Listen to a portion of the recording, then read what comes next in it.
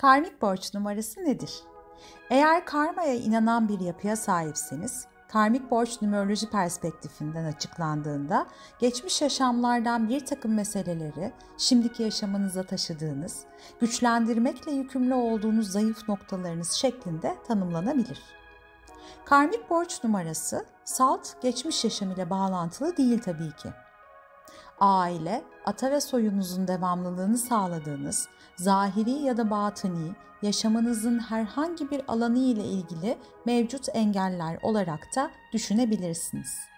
Üstesinden gelmemiz gerekebilecek yüklerin veya öğrenmemiz gereken derslerin yanı sıra verdiğimiz kararlar nedeniyle bu yaşamda mücadele etmek zorunda kalabileceğimiz engel ya da zorlukların göstergesidir esasında.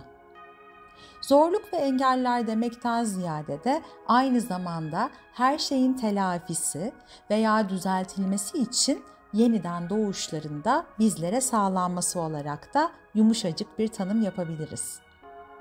Her iki karmik borç numarası tanımlamasında da ana nokta doğum ya da yeniden doğuş olsun.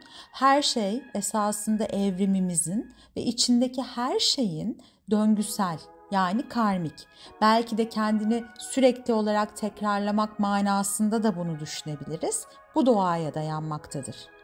Buradaki karmanın tekrarının kıymeti daha çok kendimizi bilmemiz, aklımızı, ruhumuzu, bilincimizi, bedenimizi, bilinçaltımızı kullanmak adına da her şeyi deneyimliyor olmamızdır. Deneyimlediğimiz pek çok iniş çıkışlarda ise tüm tecrübelerimizden öğrendiğimizde keza daha iyisini yapmak ya da asla aynı hatayı tekrarlamamak üzerine değil midir? Bu süreç siz tüm bilgeliği elde edene kadar da devam eder gider. Özetle karmanın işleyişinin döngüsüdür diyebiliriz karmik borç numarası için. Numerolojinin en önemli rolüne sahip karmik borç numarası nasıl hesaplanır? Karmik borcun geçmiş yaşamınızda meydana gelen ve bu yaşamda telafi ettiklerinizi tanımladığı gibi daha fazla zorluk hissettiğiniz alanlarla ilgili olduğundan bahsetmiştik. Çoğu insanın karmik borç numarası ya da numaraları vardır.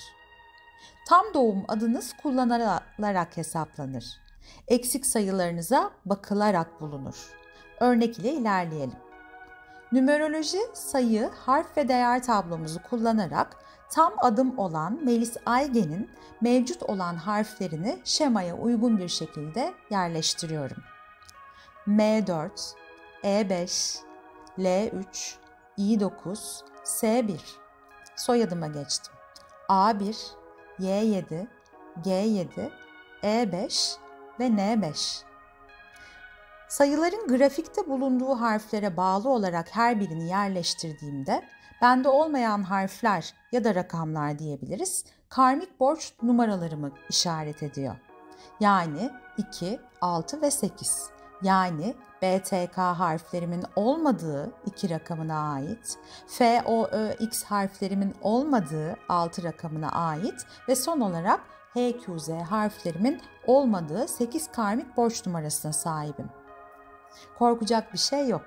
Aksine kaçınmak yerine bu kadar pratik ve basit bir hesaplamayla tüm borçlarınızı bildiğinizde üzerinde çalışabilir. Böylece karmamıza, aslında kendimize daha fazla anlayış ve şefkatle yaklaşabilir, yüksek farkındalık hallerine kolayca ulaşabiliriz.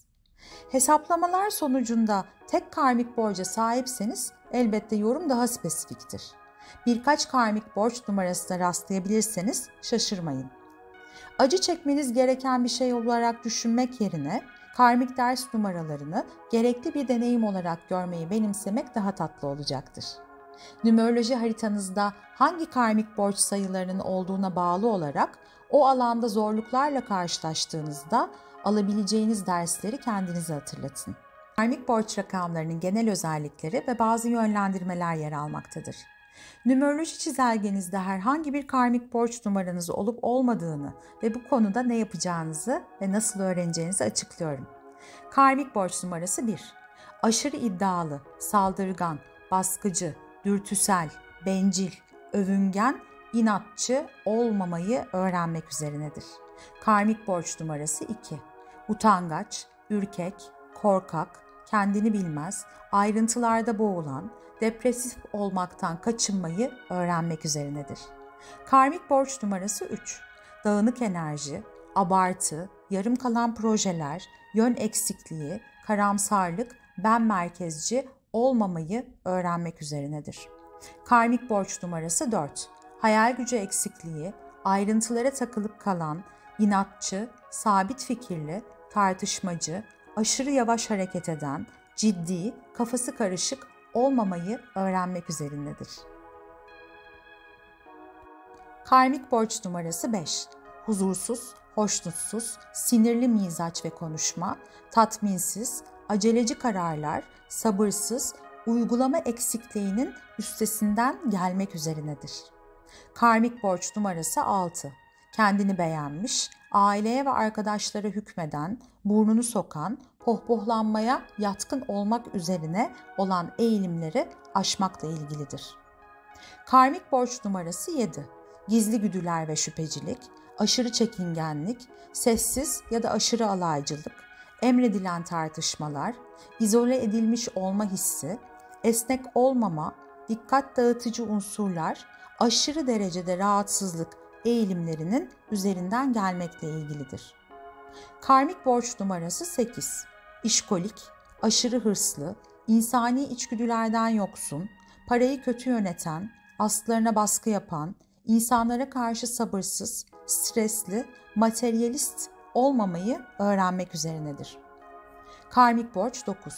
Dağınık ilgi alanları, mali konularda dikkatsizlik, akranlarının dikkatini çekmek istemeyi abartmamayı öğrenmek üzerinedir. Karmik borç numarası Üstad 11. Hayalperest, amaçsız, yalnız, fazla duygusal, cimri, kaygılı doğa, mağdura oynama eğilimi, enerji sızıntısı ve bunun mücadeleleri, uyum sağlayamama, sınırlı özgürlükten bahsettiği için bu eğilimleri aşmak üzerinedir. Karmik borç numarası Üstad 22. Fanatik, kötü niyetli insanlara hizmet eden, hüsrana uğramış, gergin, kayıtsız, otokratik olma eğilimlerini aşmak üzerinedir. Karmik borç numarası 33 Üstad. Bağımlılık, gururlu karakter, kendini feda eden, aşırı empatik, aşırı içgörü yeteneğinin yükü altında ezilen, hem mesleki hem de kişisel düzeyde. Tatlıya duyulan aşırı özlem, kompulsif yalan, kolayca hayal kırıklığına uğrayan, kolayca dikkati dağılmaya eğilimlidir ve bunları aşmak üzerinedir. Bir sonraki videoda görüşmek üzere, hoşça kalın.